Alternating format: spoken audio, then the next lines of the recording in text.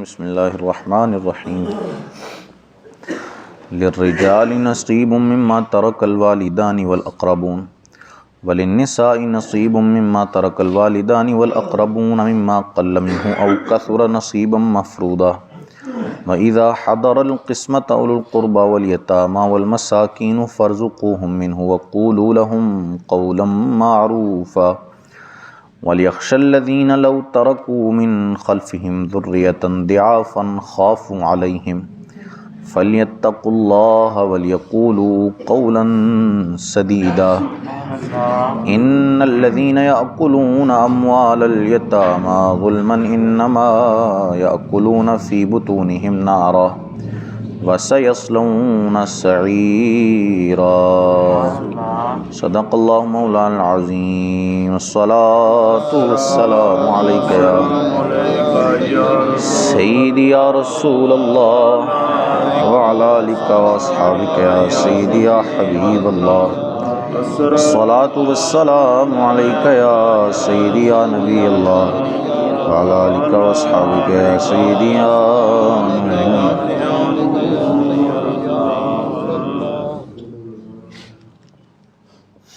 للرجال نصیب مما ترک الوالدان والاقربون، اور مردوں کے لیے حصہ ہے اس میں سے جو چھوڑ گئے ماں باپ اور قرابت والے یعنی رشتہ دار. وللنساء نصیب مما ترک الوالدان والاقربون، اور عورتوں کے لیے بھی حصہ ہے اس میں سے جو چھوڑ گئے ماں باپ اور قرابت والے.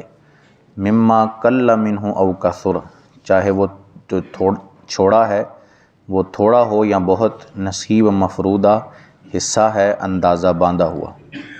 زمانہ جاہلیت میں اسلام سے پہلے لوگ بچوں اور عورتوں کو وراثت نہیں دیا کرتے تھے، تو اس کی ممانعت یہاں بیان کی گئی اور واضح کر دیا گیا کہ جس طرح مردوں کا حصہ جو ہے وہ وراثت کے اندر مقرر ہے، ایسے ہی عورتوں کا بھی حصہ مقرر کر دیا گیا ہے. چاہے وہ ماں ہے، چاہے وہ بہن ہے، چاہے وہ بیوی ہے اس شخص کی، ہر ایک کا حصہ الگ قرآن پاک نے جو ہے وہ بیان کیا ہے. اور ہمارے ہاں بھی یہ ناسور پایا جاتا ہے کہ لوگ اپنی بہن کو یا اسی طرح اور جو عورتوں میں جو رشتہ دار ہوں ان کو وراثت دینے میں کتراتے ہیں، اور اگر دے بھی دیں تو ان سے واپس لینے کی کوشش کرتے ہیں، کبھی کوئی حربہ استعمال کر کے، کبھی انہیں جو ہے وہ معاذ اللہ تعلق ختم کرنے کی دھمکی دے کر. تو اب وہ جو بیچاری ہے وہ اس چکر میں کہ چلو میرا تعلق تو قائم رہے گا نا، وہ معاف ہی کر دی، ٹھیک ہے میں نے معاف کر دیا اپنا حصہ.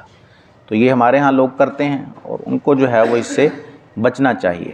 اس میں جس طرح مردوں کے لیے حصہ ہے ویسے ہی اللہ نے خاص عورتوں کے لیے بھی ایک حصہ مقرر کر دیا ہے. تو شریعت کے حکم پر چلنے میں کیا پریشانی ہے؟ اگر اس حکم پر چلتے رہیں تو اپنا ہی فائدہ ہے، کسی کا کون سا جو ہے وہ ہم نے فائدہ یا نقصان کرنا ہے. مطابق چلیں گے شریعت کے تو اپنا فائدہ کریں گے، اور اگر شریعت کی خلاف ورزی کریں گے تو اپنا ہی نقصان کریں گے. وَإِذَا حَضَرَ الْقِسْمَةَ أُولُو الْقُرْبَى وَالْيَتَامَى وَالْمَسَاكِينُ فَارْزُقُوهُم مِّنْهُ وَقُولُوا لَهُمْ قَوْلًا مَّعْرُوفًا، پھر تقسیم کرتے وقت اگر رشتہ دار اور یتیم اور مسکین آ جائیں تو اس میں سے انہیں بھی کچھ دو اور ان سے اچھی بات کہو. جن کا حصہ وراثت میں مقرر ہے ان کا تفصیل سے تذکرہ اگلے رکوع میں آئے گا، جس میں وہ اللہ عز و جل نے ہر ایک کا الگ الگ حصہ مقرر بیان فرمایا ہے.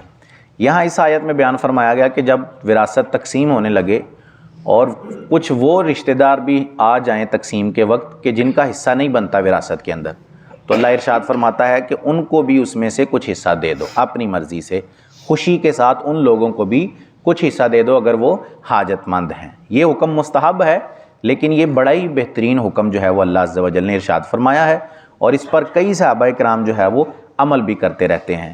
سیدنا ابو بکر صدیق کے بیٹے عبد الرحمن بن ابو بکر، انہوں نے جب اپنے والد یعنی حضرت ابو بکر صدیق کی وراثت تقسیم کی تو اسی وراثت کے مال میں سے ہی ایک بکری ذبح کی اور اس کا گوشت پکا کر جو ہے وہ یتیموں اور مسکینوں اور غریبوں کے اندر بانٹ دیا.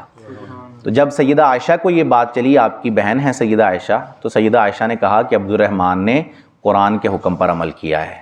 تو یہ حکم جو ہے وہ عام طور پر تو بات پتہ ہی نہیں ہوتا لوگوں کو، اور اگر پتہ بھی ہو تو اس میں لوگ جو ہے وہ عمل کرنے میں سستی کرتے ہیں. اگرچہ مستحب حکم ہے، ضروری نہیں ہے کرنا، لیکن کر دینے میں حرج ہی کیا ہے؟ نیکی ہی ہاتھ آنے والی ہے، کون سا کوئی غلط کام ہے کہ کر دیا تو برائی ہاتھ آ جائے گی۔ اس کی ایک صورت مفتی صاحب نے تفسیر کے اندر یہ لکھی ہوئی ہے کہ جس طرح ایک بندہ ہے، اس کے پوتے ہیں اور ان کا جو باپ ہے وہ دنیا میں نہیں ہے، وہ پہلے ہی فوت ہو چکا، اب اس کے بعد اس بندے کا انتقال ہوا، اب اس بندے کی دوسری اولاد بھی موجود ہے، جیسے ان جو پوتے ہیں ان کا چاچا موجود ہے، تو اب اس چاچے کی پائے جانے کی وجہ سے وہ پوتے وراثت کے حقدار نہیں بن سکتے، یہ حصہ وراثت میں ہے، اس چاچے کے پائے جانے کی وجہ سے وہ جو پوتے تھے اس کے، وہ وراثت کے حقدار نہیں بن سکتے، تو دادا کو چاہیے کہ وہ خود سے وصیت کر کے کچھ نہ کچھ مال جو ہے وہ اپنے پوتوں کے لیے چھوڑ جائے، یا پھر اگر دادا نے نہیں کیا تو جو قریبی جو چاچا ہے اس کو چاہیے کہ وراثت میں سے کچھ نہ کچھ حصہ جو ہے وہ ان پوتوں کو، ان بچوں کو بھی دے دے، تو یہ بھی جو ہے وہ اسی آیت کے اندر اسی پر عمل کرنا شمار کیا جائے گا۔ وَلْيَخْشَ الَّذِينَ لَوْ تَرَكُوا مِنْ خَلْفِهِمْ ذُرِّيَّةً ضِعَافًا خَافُوا عَلَيْهِمْ، اور ڈریں وہ لوگ اگر اپنے بعد کمزور اولاد چھوڑتے تو ان کا کیسا انہیں خطرہ ہوتا۔ فَلْيَتَّقُوا اللَّهَ، تو چاہیے کہ اللہ سے ڈریں، وَلْيَقُولُوا قَوْلًا سَدِيدًا، اور سیدھی بات کریں۔ اس آیہ مبارکہ میں بڑا ہی بہترین اصول بیان کیا جا رہا ہے، اور یہ آیت یتیموں کے سرپرستوں کے حوالے سے ہے کہ وہ بندے کہ جن کی سرپرستی میں یتیم آ گئے ہیں تو ان کو اب اس بات سے خوف کرنا چاہیے کہ اگر میں مر جاتا اور پیچھے میری یتیم اولاد ہوتی تو میرا کیا جو ہے وہ ارادہ ہوتا کہ میری اولاد کی کیسے پرورش کی جائے، جس طرح میرے بارے میں مجھے یہ ہوتا کہ میری اولاد کی اچھی پرورش کی جائے، تو اب یہ میری سرپرستی میں آ گئے ہیں تو مجھے ان کی اچھی ہی پرورش کرنی چاہیے۔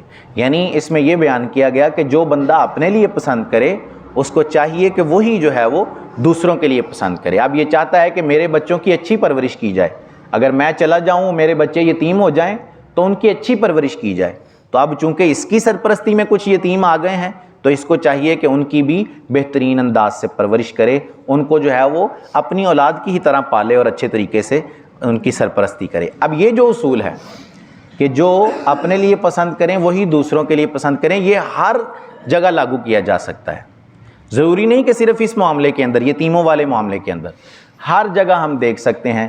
اگر ہم جو ہے وہ بازار میں کسی کے ساتھ خریداری کرنے جاتے ہیں تو کوشش کریں کہ دھوکہ نہ دیں اس کو، کیونکہ ہم چاہتے ہیں کہ جب ہم معاملہ کوئی کریں تو ہمارے ساتھ دھوکہ نہ ہو، تو جب آپ اس کے ساتھ کچھ کر رہے ہیں تو کیوں دھوکہ کر رہے ہیں اس کے ساتھ؟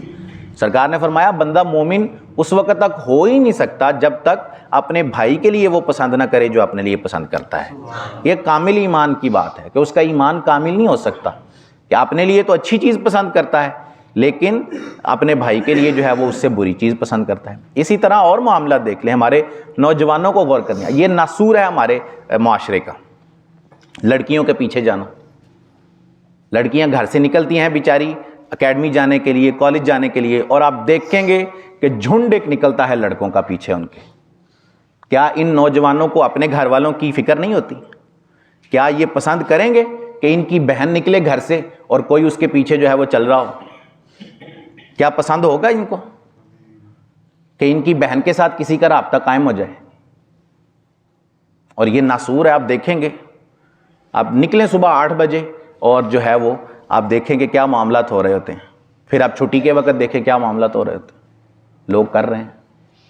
تو کیا اپنے لیے یہ پسند کرتے ہیں؟ اپنے گھر والوں کے لیے، اپنی بہن کے لیے یہ پسند ہے ہمیں کہ جیسے ہم دوسروں کے ساتھ معاملات کر رہے ہیں وہی ہمارے ساتھ ہو؟ کرتے ہیں لوگ، باز نہیں آتے، اور یہ سخت معاملہ ہے۔